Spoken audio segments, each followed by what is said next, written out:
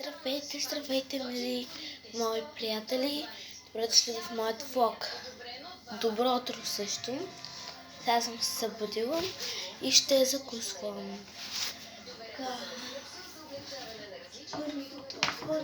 Кафчето. И ще закусвам Несквик.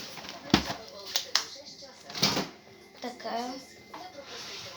Вкарвам и млякото. Една купичка. Аз закусвам по 2-3 пъти, защото не мога да се наям с едно.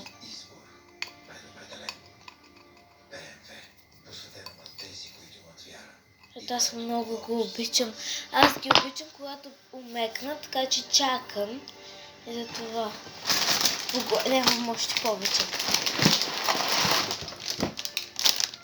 То беше до тук, когато го взехме, ама като ядем вече до тук. Не ям само аз.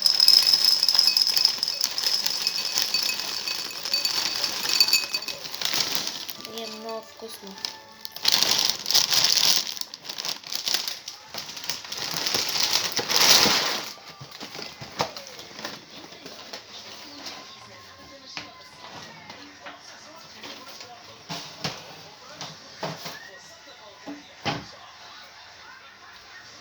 Аз съм по пижамка, както гледате.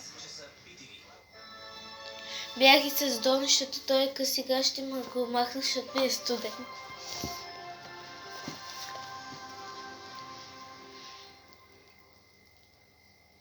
Здравейте! Днес времето ще е предимно слънчево и малко по-топло от вчера. Вятърът в повечето области е слаб до умерен, а максималните температури днес очакваме да са между Хасувих, после мога да изям още. столицата около 25. Зависи. Взимам си една лъжичка и така ще набъркам. Това ще бъркам. И оставам да киснем. Аз го оставам така, защото умеква и така на мен ми е по-хубаво, така го ям.